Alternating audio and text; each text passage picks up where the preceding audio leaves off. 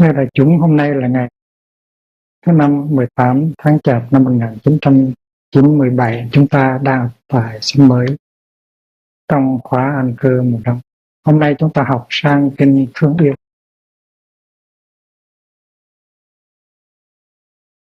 Thương Yêu ở đây là dịch chữ Maitri, tức là từ. Tiếng Phạn là Metta. Kinh này được trích trong Nipata.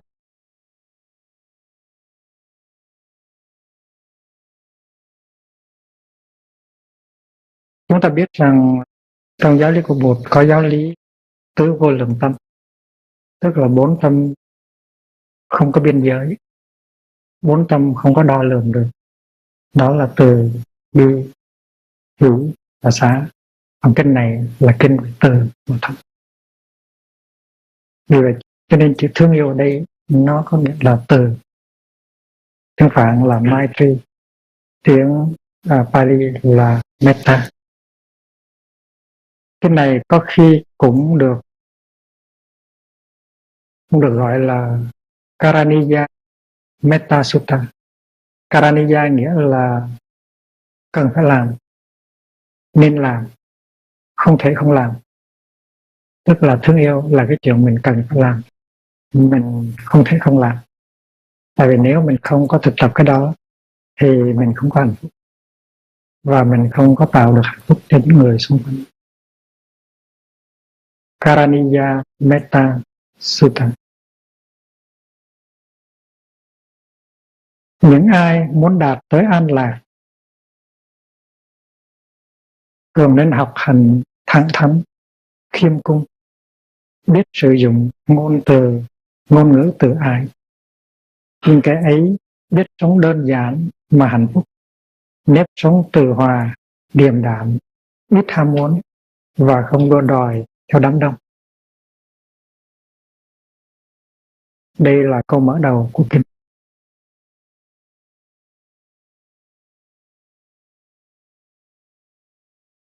Những ai muốn đạt tới an lạc, chứ an lạc nó gồm có 2 yếu tố là an và lạc. An nghĩa là không có bị quấy rối,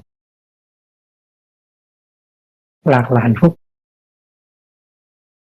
Nếu ta bị quấy rối thì ta không thể nào an lạc được. Nhất là khi mà cái tâm ta bị những cái phiền não như là thèm khát, giận hờn, nghi kỵ, thù hằn, nó làm cho quấy động. Và vì vậy cho nên an là cái điều kiện tất yếu của lạc. Nếu không có an thì không có cách gì có lạc. Dù mình có trúng số độc đắc, dù mình có những cái điều kiện mà mình mong ước, mà nếu không có an thì lạc cũng không có. Có những người giàu có những người có đầy đủ những cái điều kiện vật chất,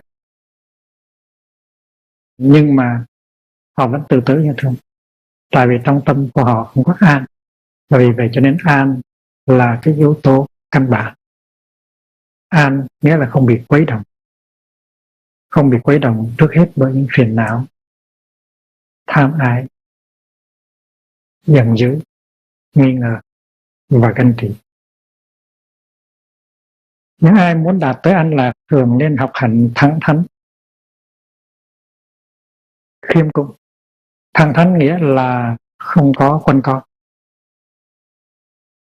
muốn nghĩ cái gì thì có thể nói cái đó, muốn cái gì thì nói cái đó, mà không có đi theo cái đường quanh co. Nhưng mà phải biết sử dụng ngôn ngữ từ ái, là loving speech. Mình muốn cái đó, mình có cái ý đó, mình cứ thẳng thắn mà nói, nhưng mà phải nói bằng ngôn từ và ái. Có một thi sĩ Việt Nam nói rằng là yêu ai cứ bảo là yêu, ghét ai cứ bảo là ghét. Dù ai cái gì ngon ngọt nuông chiều cũng không nói yêu thành ghét. Dù ai cầm dao trực giết cũng không nói ghét thành yêu. Cái đó gọi là thẳng thắn. Dù ai ngon ngọt nuông chiều cũng không nói yêu thành ghét. Dù ai cầm dao trực giết cũng không nói ghét thành yêu. Cái đó gọi là thẳng thắn. Nhưng mà trong khi nói thì vẫn giữ cái vẻ mặt tươi cười và sử dụng ái ngữ. Học hành thẳng thắn, hạnh tức là cái phong thái, cái hành động, behavior thẳng thắn, directness, straightforward, khiêm cung, tức là đừng có tự hào, đừng có cho là mình giỏi. Tại vì ở trên đời này không có ai giỏi hết, ai cũng cần phải học hỏi. Chính Đức Thế Tôn mà ngày nào Ngài cũng thực tập và học hỏi thêm. Thành thử ra chúng ta phải có thái độ khiêm cung, biết sử dụng ngôn ngữ tự ái, nhưng cái ấy biết sống đơn giản mà hạnh phúc. Đức Thế Tôn đã thấy rất rõ là đời sống hạnh phúc không phải là một đời sống đầy dẫy những tiện nghi vật chất, mà một đời sống đơn giản. Tại vì đơn giản thì mình có thời giờ nhiều hơn để mình tiếp xúc và thấy được những cái mầu nhiệm của cuộc đời. Đơn giản và hạnh phúc, đó là cái tiêu chuẩn của nền văn hóa mới. Tại vì nếu con người của thời đại chúng ta mà muốn có hạnh phúc thực sự thì phải tập sống đơn giản. Nhưng mà hình như là những người trong thời đại chúng ta họ chưa thấy được điều đó. Và vì vậy cho nên họ cứ đòi hôm nay có thêm cái này, mai có thêm cái khác. Và cái niềm vui của họ nó nằm ở cái chỗ gọi là shopping. Khi người ta đi du lịch, người ta đi tới một thành phố thì người ta không có thể làm cái chuyện đó, tức là shopping. Dù mình không có cần mà mình vẫn đi được. Shopping đã trở thành ra một cái căn bệnh của thời đại. Sống đơn giản mà hạnh phúc, nếp sống từ hòa, điềm đạm, ít ham muốn và không đua đòi theo đám đông. Nếp sống từ hòa nghĩa là nếp sống có sự thương yêu và có sự hòa thuận. Chữ từ ở đây cũng có nghĩa là không có dữ dằn, không có aggressive. Hòa đây tức là harmony, in harmony, điềm đạm, tức là không có nóng nảy, không có nổi cọc, không có nổi cọc một cách dễ dàng. Những người nào mà nổi cọc một cách dễ dàng thì phải thực tập phương pháp quán niệm hơi thở. Khi mà cái sự bực tức ở trong người bắt đầu dâng lên thì phải nắm lấy hơi thở và thở và mỉm cười, nói mình đang thực tập điềm đạm. Và cái mặt mình lúc đó nó sẽ không có đỏ lên. Ít ham muốn là cái chìa khóa của hạnh phúc. Tại vì càng ham muốn nhiều thì càng đau khổ nhiều. Ít ham muốn tức là thiếu dục. Thiếu dục nó đi đôi với tri túc, tức là từng đó đủ rồi, tại sao phải đi kiếm thêm nữa. Thành cái nền văn hóa mới của chúng ta mà chúng ta cố tháo một cái đường thoát để đi tới là cái nền văn hóa nó được dẫn đạo bởi những cái chữ an lạc,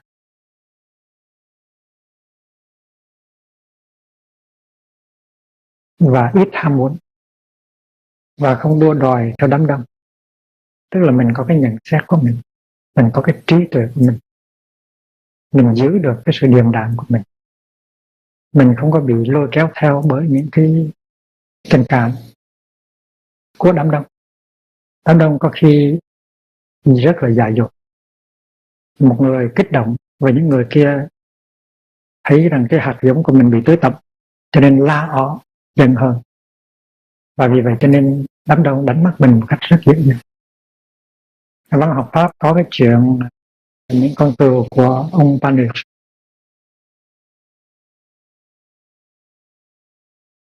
là trên một chiếc tàu kia có một người gây gổ với ông chủ của một đàn cừu, giận quá,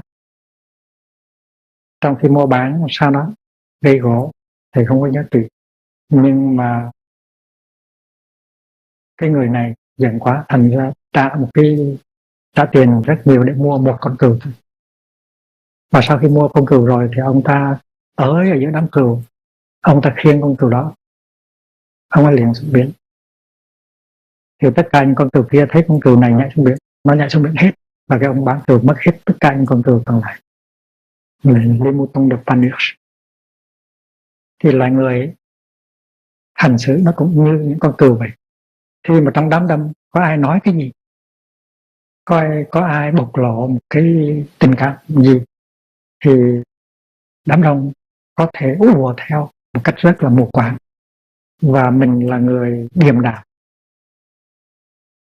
mình là người có thể làm chủ lấy mình, thì mình không có đua đòi và phản ứng theo cái đám đông như vậy. Nhưng mà mình có cái tự giác của riêng mình, nhưng cái ấy sẽ không làm bất cứ một điều gì mà các bậc thức giả có thể chê cười.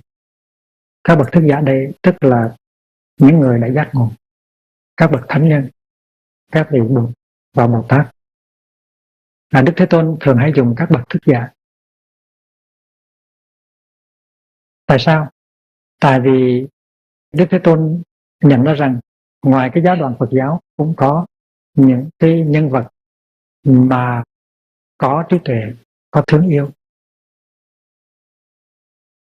Và vì vậy cho nên những bậc thức giả nó có mặt ở trong giáo đoàn mà nó cũng có mặt ở ngoài giáo đoàn. Vì vậy cho nên Đức Thế Tôn nói rằng không làm một điều gì mà các vị A-la-hán, Bồ Tát, Tỳ kheo ni chê cười. Mà Đức Thế Tôn dùng chữ các bậc thức giả có nghĩa the wise ones, tức là những cái người có trí tuệ, có thương yêu.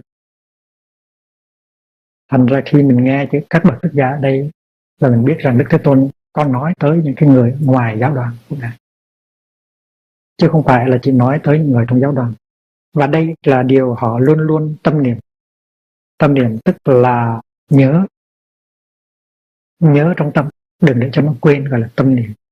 Và tâm niệm nó có nghĩa là chánh niệm, mindfulness.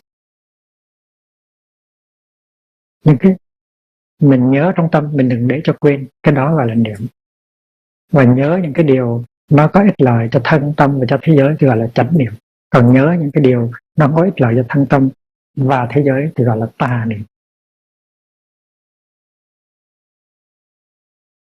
Nguyện cho mọi người và mọi loài được sống trong an toàn và hạnh phúc, tâm tư hiền hậu và thảnh thơi. Đây là một cái lời ước nguyện. Sự thực tập trước hết là một sự mong ước. Mình mong ước cho mọi người và mọi loài được sống trong an toàn và hạnh phúc. An toàn nghĩa là không có tai nạn, không có thiên tai, bão, lụt, lửa cháy, không có trộm cướp, không có tù đày, không có giặc giả, không có tai nạn xe hơi, không có bị người ta đột nhập vào và trong nhà mình để cướp phá và giết mình. Cái đó gọi là an toàn.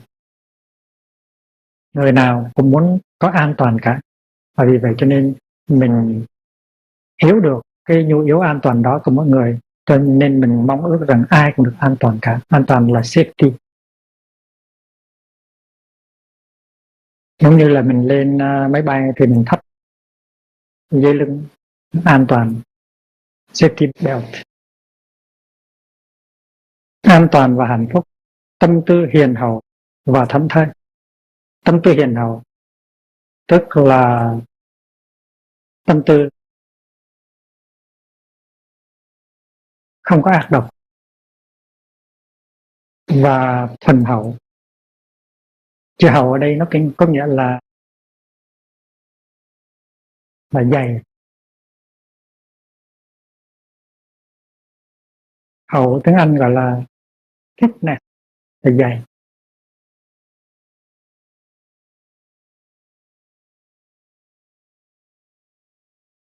Nó ngược với chữ bạc. Chữ bạc có nghĩa là mỏng. Cái này là thin, cái này là thick. Ta thường nói là trời thì cao mà đất thì dày.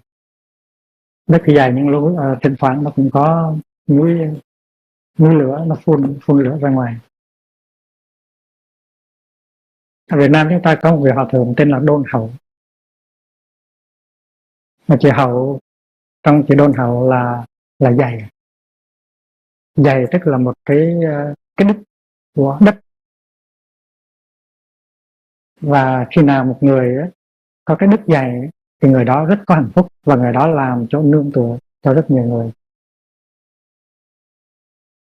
Và những cái người ngược lại thì rất là bạc, tức là rất là mỏng và là bạc béo. Khi mà mình dày thì mình không có phản bội, còn khi mình mỏng thì mình phản bội rất dễ dàng. Phản bội ai? Mình phản bội chính mình, và mình phản bội chính cái lý tưởng của mình, đó là bạc. Chữ hậu và chữ bạc cũng được dùng trong cái sự tiếp đãi. Tôi tiếp đãi anh rất hậu, và tôi tiếp đãi anh rất là bạc bẽo. Hậu bạc là nó như vậy. Trước kinh Địa Tạng có một bài tán về Đức Địa Tạng, và ca ngợi cái đặc tính của đất là địa ngôn thiên hậu quán hàm tàng. Nó có nghĩa là địa có nghĩa là vững chãi, kiên cố, dày và chứa đựng được nhiều.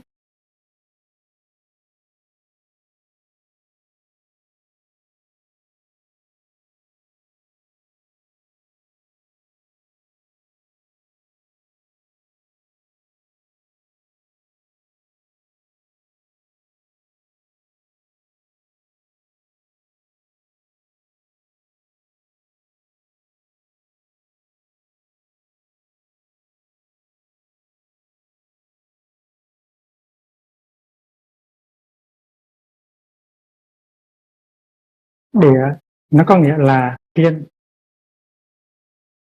tức là nó kiên cố, nó vững. Mình tới xô nó không ngã, như là tới núi. Đó là sự thực tập, là núi vững vàng, là kiên. Mà khi mà thầy đặt pháp danh cho pháp tử, cho sư chú Pháp Kiên đó, là thầy có cái mong ước là sư chú sẽ vững như núi, sẽ không có vì một cái lý do gì mà nó bị lung lay cả.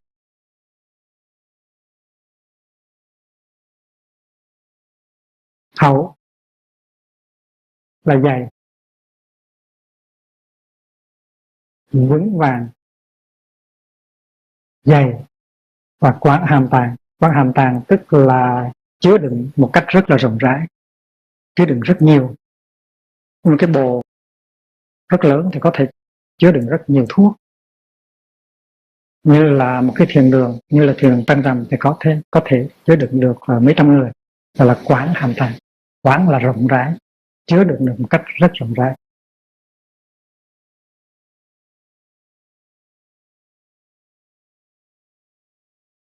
Hiền hậu và thảnh thơi. Thảnh thơi nghĩa là không có bệnh viện, không có vướng mắc. Không có bệnh viện nghĩa là không có làm gì hết. Không có bệnh viện nghĩa là không có gì vướng mắc thôi. Có những người làm việc mà bị vướng mắc vào công việc, mà vướng mắc vào công việc tiếng Anh gọi là workaholic. Còn những người khác làm việc thì thấy thảnh thơi, không có bị công việc nó kéo mình đi. Nguyện cho tất cả các loài sinh vật trên trái đất đều được sống an lành.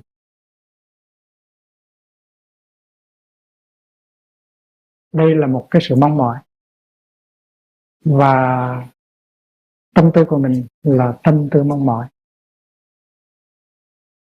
nó chưa phải là hành động, nó mới là mong mỏi thôi. Nhưng mà cái sự mong mỏi phải lớn mới được.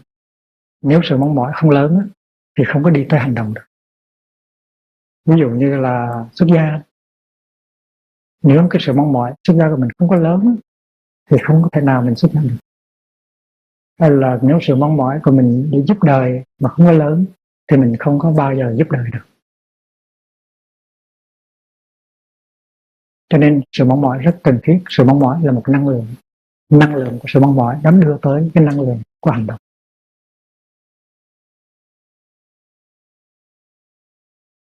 Và đây là sự mong mỏi cho tất cả các loài sinh vật trên trái đất đều được sống an lành.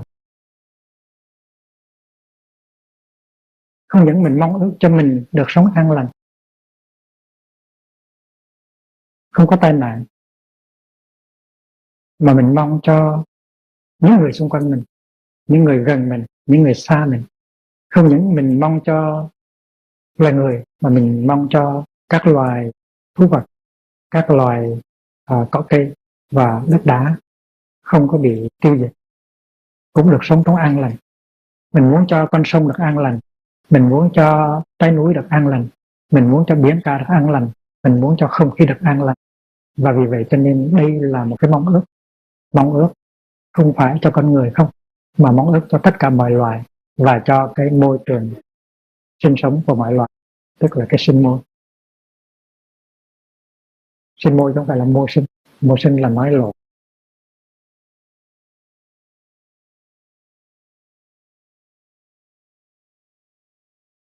Những loài yếu, những loài mạnh,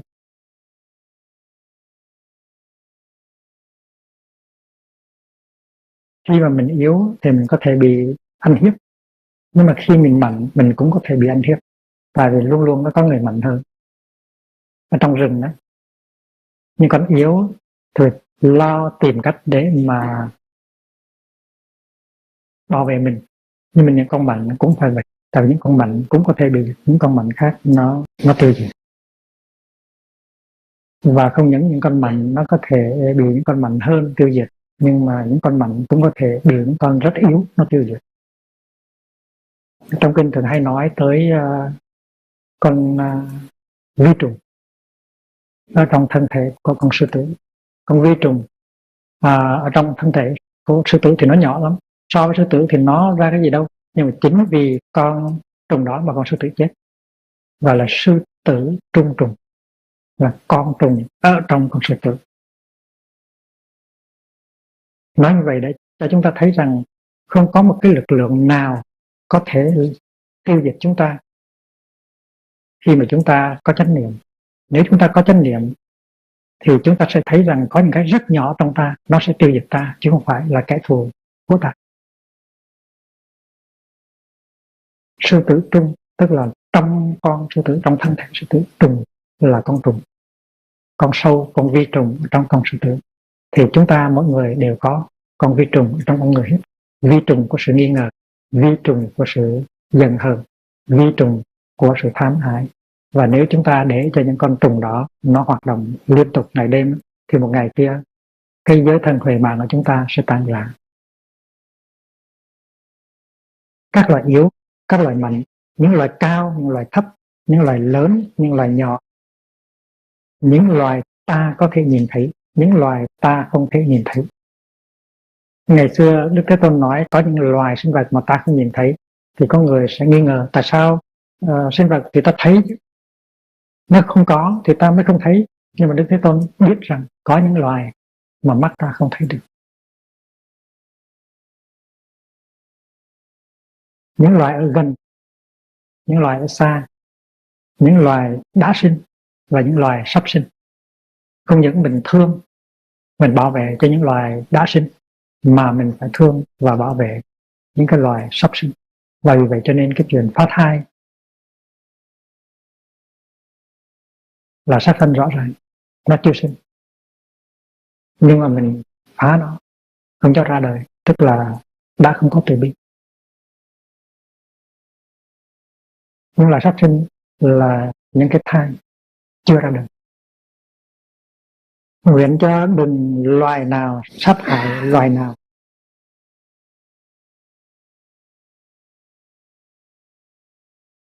Đây là một ước muốn. Mình không muốn cho loài nào sát hại loài nào. Đừng ai coi nhẹ tính mạng của ai. Đừng ai vì giận hờn hoặc ác tâm mà mong cho ai bị đau khổ và khốn đốn.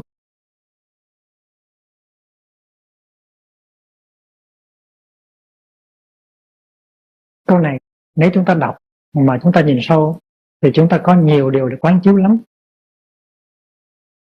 Đọc kinh đó, phải đọc với cái tâm hồn cho thanh tịnh, con mắt cho sâu, thì ta có thể khám phá ra được những cái điều mà trước đó ta không có thấy. Ta tưởng là ta hiểu cái câu kinh rồi.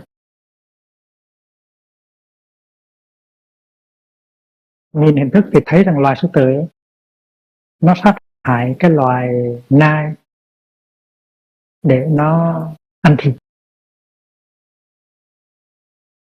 Và mình có thể nói rằng sư tử ơi, mày đừng có sát hại loài nai nữa. Nói như vậy không có thực tế lắm. Tại sư tử là một cái loài ăn thịt. Và thế nào nó cũng phải giết loài nai. Những con nai, những con bò mộng. Có một điều là con sư tử nó chỉ bắt con nai hay là con bò mộng khi nó đói thôi. Và khi nó ăn xong rồi, nó no rồi, thì nó để cái phần còn lại cho những cái loài khác tới ăn, như là loài chó sói, như là loài tiên thiên. Và khi không đói thì nhất định là nó không có đi săn, nó không có giết hại. Nhưng mà loài người chúng ta không phải như vậy. Loài người chúng ta không đói thì cũng đi săn. Và vì vậy cho nên chúng ta thua cái loài sư tử là chỗ đó. Ngày xưa khi mà chúng ta còn là người dân du mục thì chúng ta phải đi săn. Nhưng mà bây giờ đây,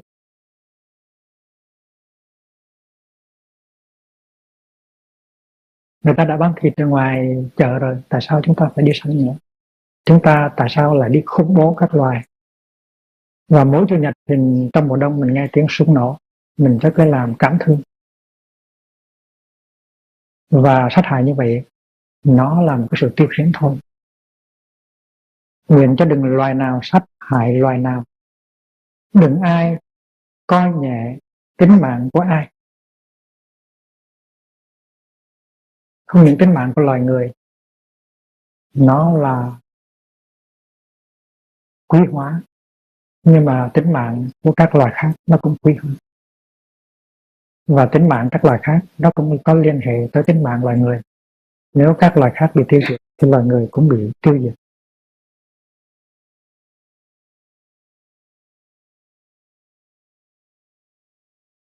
Trong chiến tranh Việt Nam với người Mỹ, chúng ta thấy người ta không có thực tập cái giới điều này, cái lời dạy này.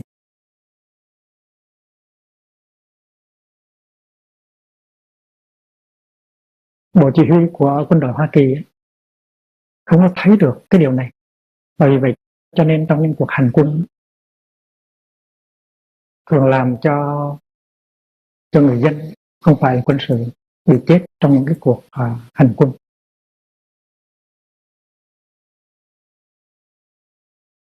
Khi mình ngồi trên máy bay bắn tạc mà mình thả một cái bom xuống thì mình đâu có biết là dưới đó nó xảy ra cái gì.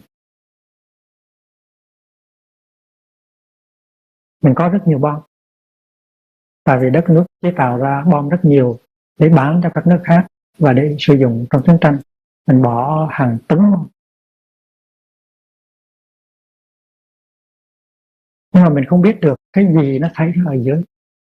Có thể có những em bé mới sinh, có những em bé 3 tuổi, có những người già, có những cậu bé 12 tuổi cấp đến trường, coi nhẹ sinh mạng của nhau.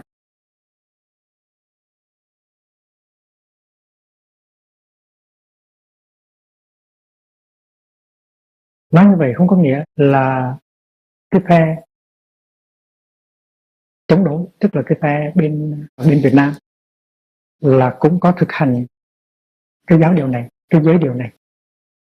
Tại vì trong cuộc chiến tranh thì những người thường nhân bị chết rất nhiều, và người ta thường thường chỉ nhắm tới cái sự thành công về phía quân sự, mà người ta không thấy được cái sự thiệt thòi về cái mặt dân sự.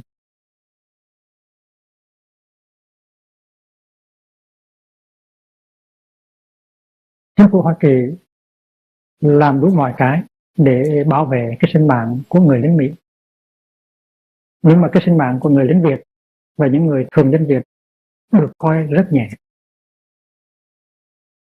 được coi rất nhẹ. Điều này ai cũng phải công nhận. Nếu chúng ta đã từng đi qua khỏi cái chiến tranh Việt Nam, chúng ta thấy rất rõ.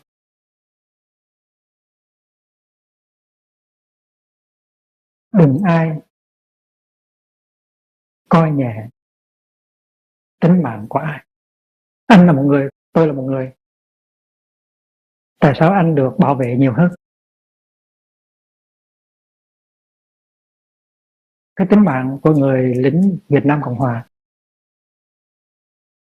bị coi nhẹ hơn cái tính mạng của một người lính Mỹ. Đó là điều mà ai cũng trông thấy trong cuộc chiến tranh Việt Nam. Và khi mà nói tới cái tính mạng của người dân sự thì ta có thể nói rằng người ta không coi nặng cái tính mạng của những cái người dân sự. Đừng ai vì giận hờn hoặc ác tâm mà mong cho ai bị đau khổ và khốn đốn. Đây là một cái giáo huấn rất thực tế và rất sâu sắc. Tại vì khi ta nổi giận lên thì ta muốn trừng phạt, ta muốn cho người đó đau khổ ra riết, ta muốn cho người đó nhức đầu không nổi để ta đá cái giận của ta. Và trong ta người nào cũng có cái khuynh hướng đó. Khi mà mình giận hờn thì mình khổ đau, và khi mình khổ đau thì mình muốn làm cho người kia khổ để cho bọn ghét. Và mình nghĩ rằng khi mà người kia khổ nhiều lên thì tự nhiên mình sẽ khổ ít lên, và đó là cái điều sai lạc. Và vì vậy cho nên khi mà mình giận hờn thì mình phải quán chiếu là mình đang khổ, và mình đang khổ thì mình cũng không muốn làm cho người kia khổ. Và vì vậy cho nên cái ý muốn phục thù, cái ý muốn trừng phạt, đừng để cho nó xuất hiện. Nếu trong ta có cái ý muốn phục thù hay là ý muốn trừng phạt nó xảy ra thì ta không phải là một người đệ tử của Đức Thế Tôn. Đừng ai vì giận hờn hoặc ác tâm là yêu will,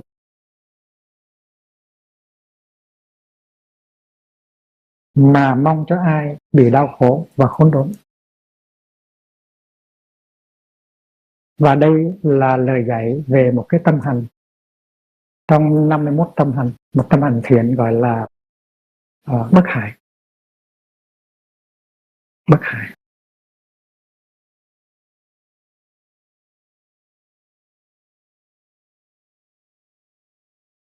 Bất hại là ahimsa.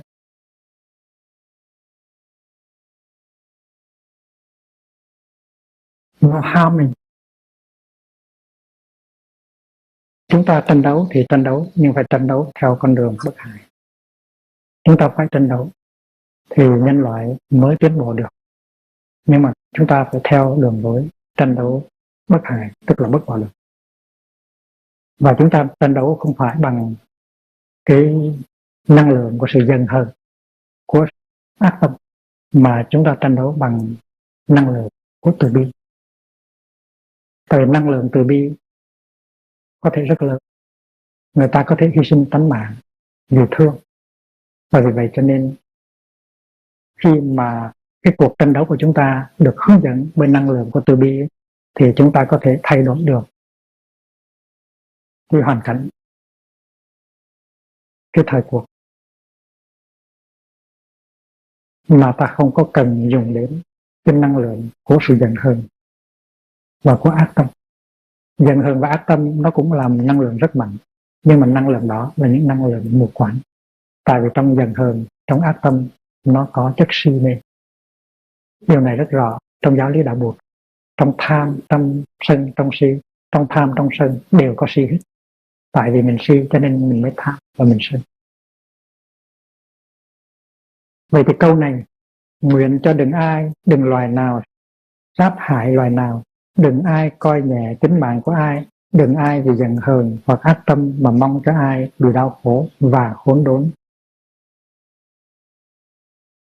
Câu này là nói về sự thực tập bất hại, Avihimsa hoặc là Ahimsa, non-violence.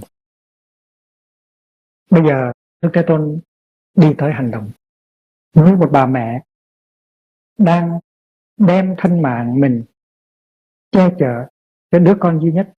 Chúng ta hãy đem lòng từ bi và đối xử với tất cả mọi loài. Bà mẹ không phải là một lý thuyết, bà mẹ là một hành động. Tại vì mang con trong bụng 9 tháng, sinh con ra, cho con bú, nhai cơm cho con, mặc áo cho con, tắm rửa cho con, thì người mẹ không phải là một cái ước mong nữa, mà người mẹ là tượng trưng cho hành động. Thì chúng ta cũng vậy. Cái niềm thương yêu, cái năng lượng của sự thương yêu trong ta nó lớn rồi, thì tự nhiên nó đẩy ta tới hành động. Và hành động này trước hết là cái cách đối xử với của ta đối với người ngồi bên phải của ta, đối với người ngồi bên trái của ta, đối xử với những người gần và những người xa của ta, và đối xử với cái năng lượng của một bà mẹ đối với con. Phải thương như vậy mới được. Tại vì bà mẹ có cảm tưởng đứa con của mình là mình. Và điều đó đúng, con mình là mình.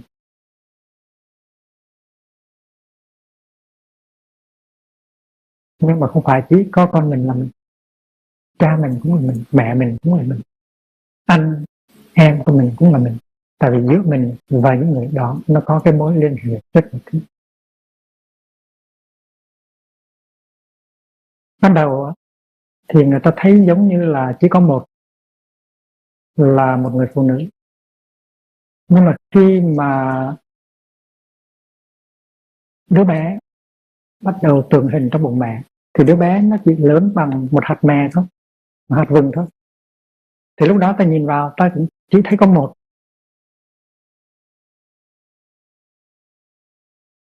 Nhưng mà trong cái một đó nó có cái hai.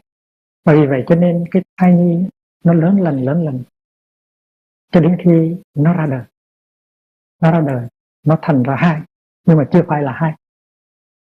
Tại vì giữa hai sinh vật nó còn có một cái sợi dây gọi là cái nhau, cái rốn. Tại vì bà mẹ, đứa con nó được nối liền với bà mẹ bằng một cái sợi dây gọi là umbilical cord. Và tất cả những cái dưỡng khí bà mẹ thở nó truyền qua con bằng cái sợi dây đó. Tất cả những thức ăn bà mẹ ăn nó đi vào đứa con bằng cái đường dây đó. Vì vậy cho nên mẹ thở cho con, mẹ ăn cho con, mẹ buồn cho con, mẹ vui cho con, mẹ khổ cho con.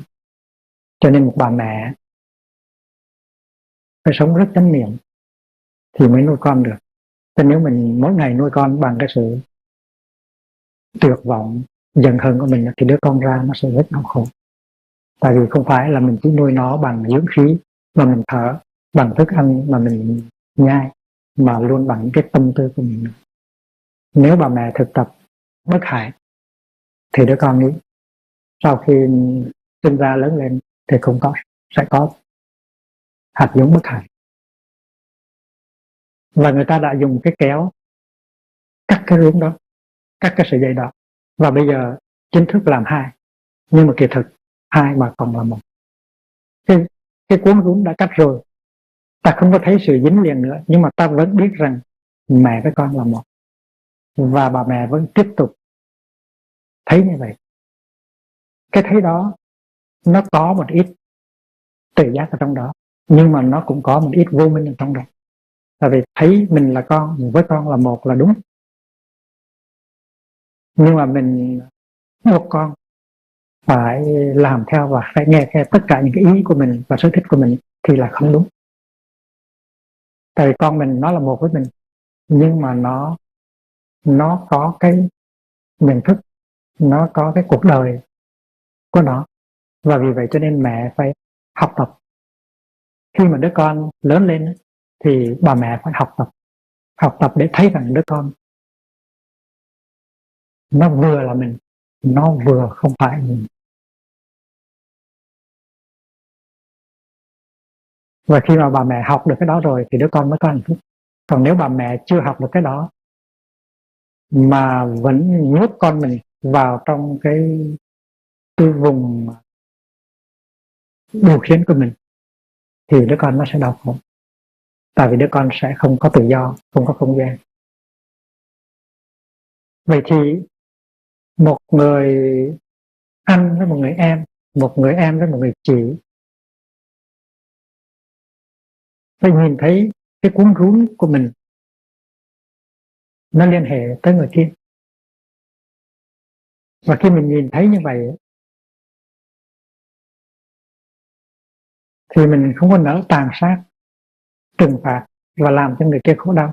Tại vì người kia cũng là con của mình, cũng như là đứa con của mẹ.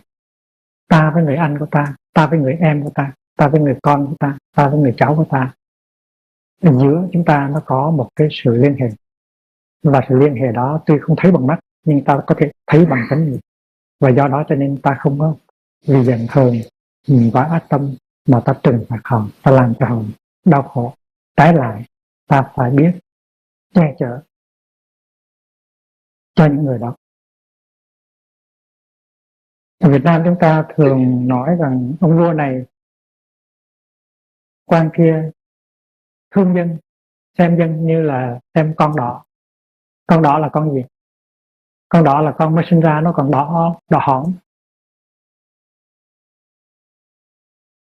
Đó là trở thành ra một câu tục ngữ, thương dân như con đỏ. Câu đó nó cũng nằm ở trong cái tinh thần này. Và một ông vua đích thực là phải biết thương dân như con, gọi là dân chi phụ mẫu. Dân chi phụ mẫu tức là cha mẹ của dân, và cha mẹ thì không có thể nào mà làm khổ con được. Vì vậy cho nên một ông vua là phải làm cho con có hạnh phúc. Và đó là cái bổn phận, cái lý do tồn tại của một ông vua, để làm cho người dân của mình có hạnh phúc, cũng như lý do tồn tại của bà mẹ là làm cho đứa con có hạnh phúc. Thành cái chân lý này nó không phải chỉ nằm ở trong đạo Bụt, mà nó nằm ở ngoài đạo Bụt nữa. Nghĩa là chúng ta phải thương nhau như là con nhỏ của chúng ta.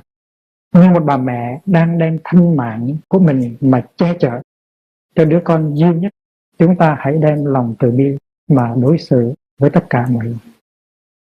Không những đối với loài người mà đối với các loài cầm thú, cỏ cây và đất đá nữa.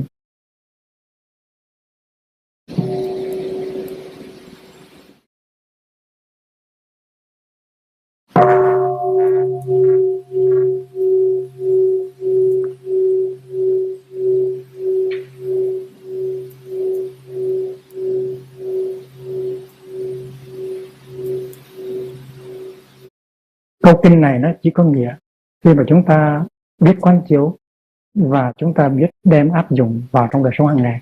Nếu không thì nó chỉ là một lời tuyên bố suông. Ta phải thương mọi loài. Ai mà không có đồng ý chuyện đó, ai mà không muốn như vậy, nhưng làm thế nào để thương?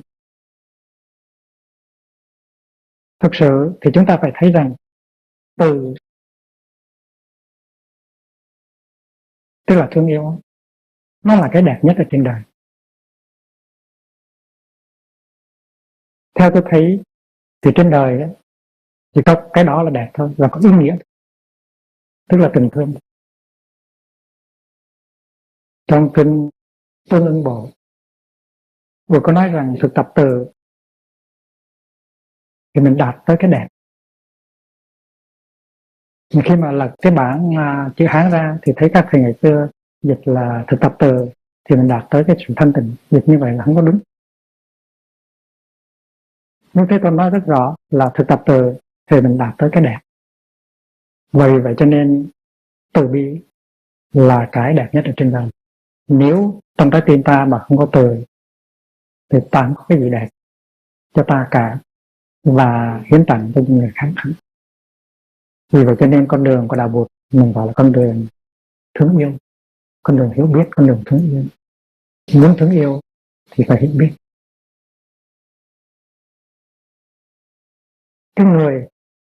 Cái con người mà trong đó cái chất liệu thương nó đã cạn, nó đã khô rồi, cái con người đó khổ đau lắm và rất cô độc. Chúng ta hãy nhìn xung quanh ta để quán chiếu, ta thấy rằng những người đau khổ nhất trên đời là những người mà trong đó cái dòng suối của thương yêu nó cạn rồi, rất tội nghiệp.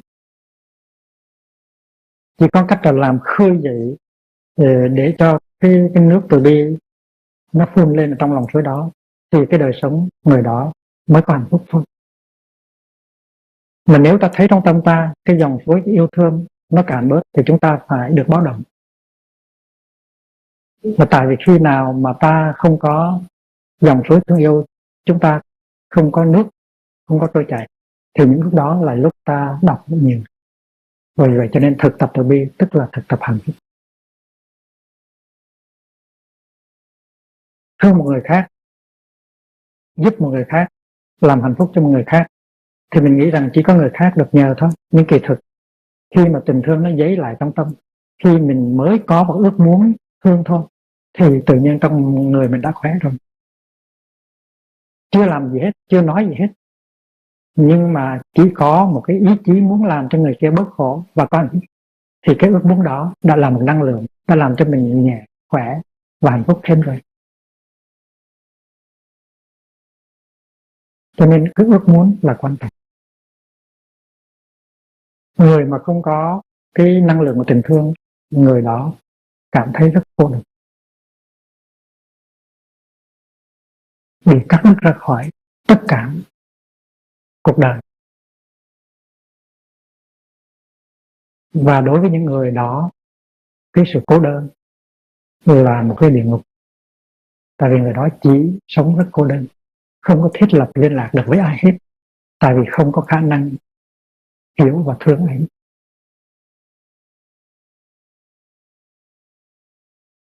Cho nên chúng ta phải biết rằng thương yêu là chất liệu, nó giúp chúng ta thiết lập liên hệ được với người khác, với những loài khác. Ta thiết lập được liên hệ với loài người, ta thiết lập liên hệ với các loài thú vật, các loài cây cỏ, các loài đất đá. Và lúc đó ta thấy được ta với họ là cùng chung một sự sống. Thì cái hành xử của chúng ta sẽ là hành xử của bất hại, của thương yêu. Ta không có ý trừng phạt nữa, ta không có ý tiêu diệt nữa, mà ta có ý bảo vệ. Chúng ta có một bài thực tập khi soi gương. Chánh niệm là đài gương, gương soi hình tứ đại. Đẹp nhất là tình thương và cái nhìn rộng rãi. Tại vì cái nhìn rộng rãi là cái nhìn nó đưa tới cái sự chấp nhận, nó đưa tới tình thương. Nhưng mà tình thương là cái đẹp nhất ở trên đời. Một tác phẩm hội họa là một bản nhạc trứ dân, nó đẹp thật, nhưng mà tất cả những cái đó so với tình thương thì nó không có nghĩa gì nhiều. Tình thương là đẹp nhất.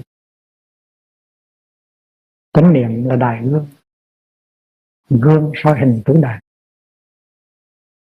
Đẹp nhất là tình thương và cái nhìn rộng rãi. Thì buổi sáng khi mà mình cầm cái bàn chải răng, mình nhìn vào trong kính một chút đi, mình có thì giờ mà nhìn vào cái mặt mình chút xíu, mình thấy được cái thân tứ đại của mình mỉm cười một chút đi, mình mỉm cười với mình thôi, mình ban cho mình một nụ cười để cho cái mặt mình nó đỡ căng thẳng, đó là thương rồi. Chánh niệm là đài gương, gương soi hình tứ đại. đẹp nhất là tình thương. Trong ta có dòng suối yêu thương hay không? Ngày hôm nay ta làm gì để cho cái dòng suối yêu thương trong ta nó có nước? Ta phải thực tập nhìn mọi người bằng cái nhìn rộng rãi, tức là cái nhìn thương yêu từ nhãn thì chúng sinh.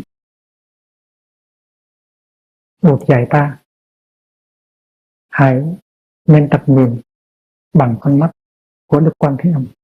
Tại vì Đức Quan Thế Âm biết nhìn bằng con mắt thương. Thì bây giờ đây, trước hết, trong khi đánh răng, ta hãy nhìn ta trong tấm kính để ta thấy rằng ta phải thương ta, ta phải mỉm cười với ta. Ta phải làm cho dòng suối thương yêu trong ta nó có nước, nó tuôn chảy. Và ta phải biết nhìn người anh, người chị, người em ta bằng cái nhìn rộng rãi. Và khi ta nhìn được như vậy rồi thì ta rất khỏe. Và người anh, người em, người chị đó cũng rất khỏe. Tại cái nhìn ta là cái nhìn bao dung, không phải là cái nhìn soi mói, chỉ trích, vạch lá tìm sân, mà cái nhìn của sự tha thứ, của sự ôm ấp, cái nhìn của bà mẹ nhìn cho con của mình.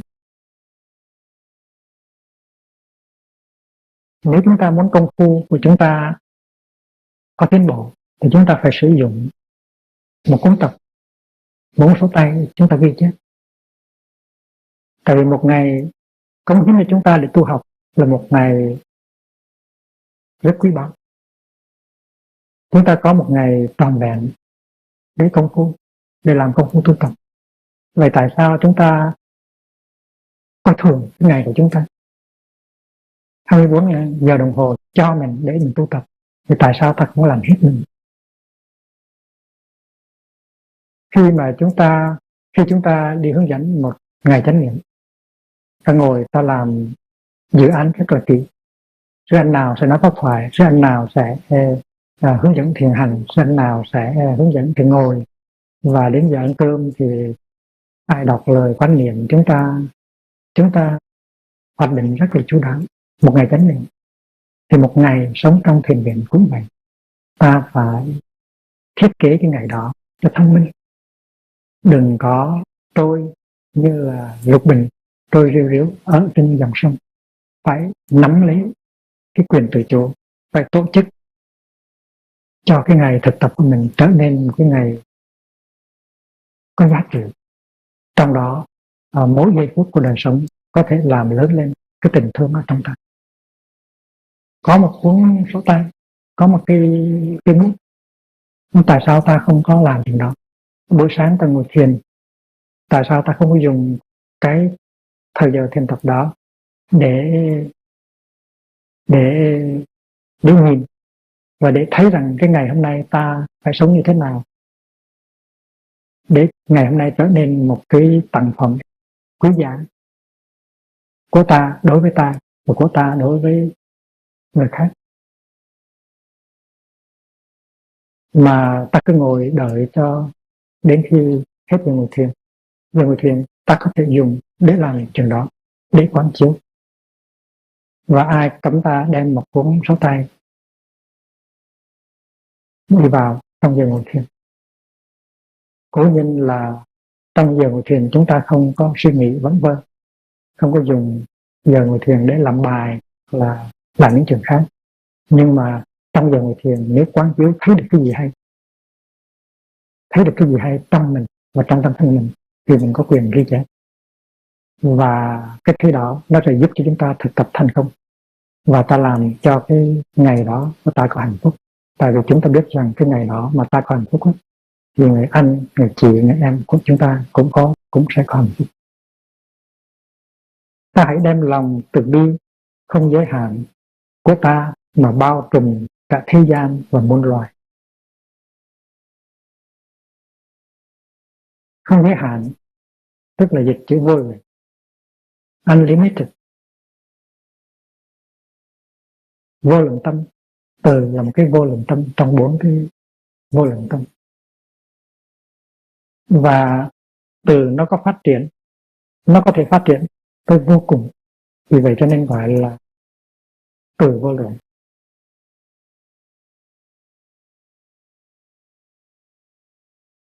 Có những cái nó chỉ phát triển tới cái mức tối đa của nó và không có thể nào phát triển hơn nữa, nhưng mà từ nó phát triển tới vô cùng vô tận, cho nên gọi từ là một vô lượng tâm.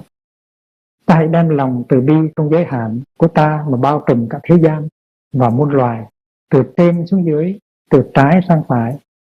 Lòng từ bi không bị bất cứ một cái gì làm ngăn cách. Khi người kia dễ ghét, khi hoàn cảnh khó khăn, khi người kia phụ bạc, khi người kia oán hận mình, khi người kia tìm cách hại mình, thì những cái đó cũng không có thể làm trái lực cho cái sự thương yêu của mình được. Tại cái thương yêu đích thực á, là thương thôi.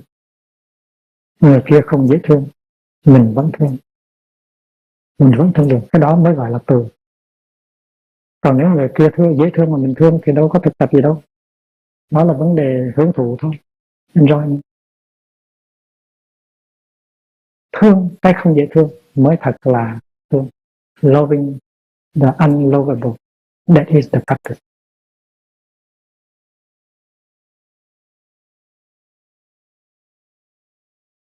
Mình thấy người đó giận hờn, thù hận, hẹp hòi, ích kỷ, dại dột, khổ đau, mình đã không giận mà mình còn thương, tội nghiệp cho người đó quá. Người đó chưa được gặp thầy, người đó chưa được gặp bạn, người đó chưa được gặp tâm thân.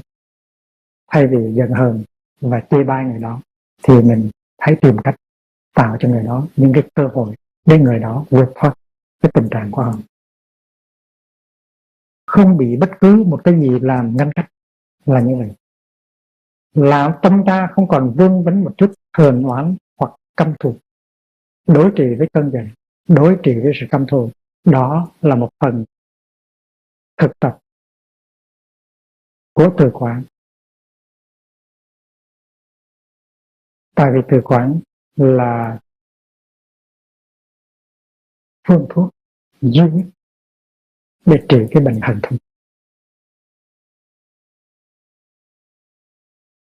Trong kinh pháp cú buộc dạy không thể lấy hận thù để đối đáp với hận thù, chỉ có tình thương mới có thể đáp lại với hận thù mà thôi. Câu này là một câu bất hủ. Chỉ có tình thương mới trả lời được với hận thù thôi.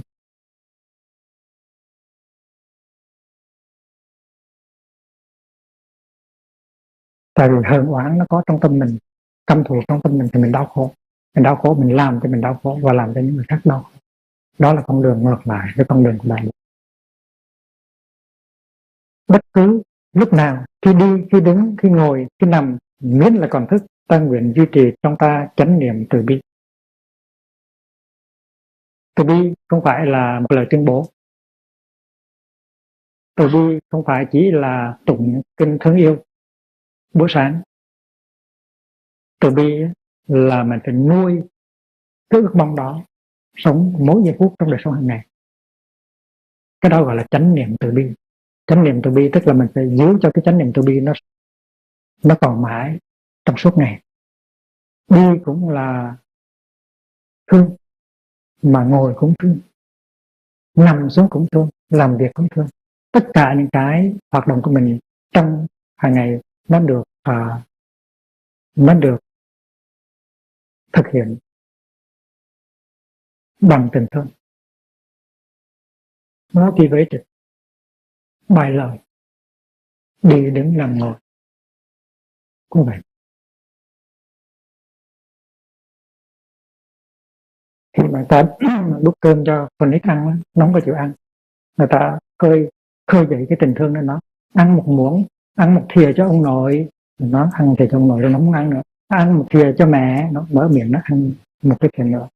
Ta động viên nó bằng tình thương thì người ta biết rằng là tình thương rất quan trọng.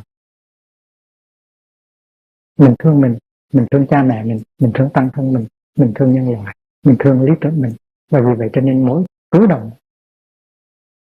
trong ngày của mình phải được thúc đẩy bằng cái tình thương đó.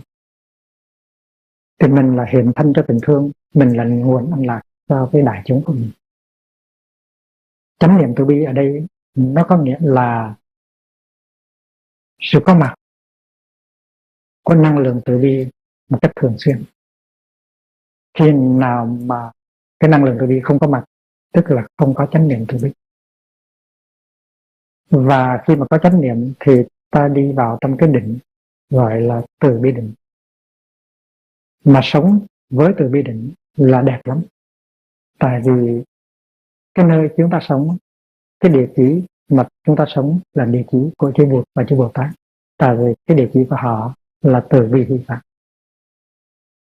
Zip code cũng là từ bi hỷ pháp.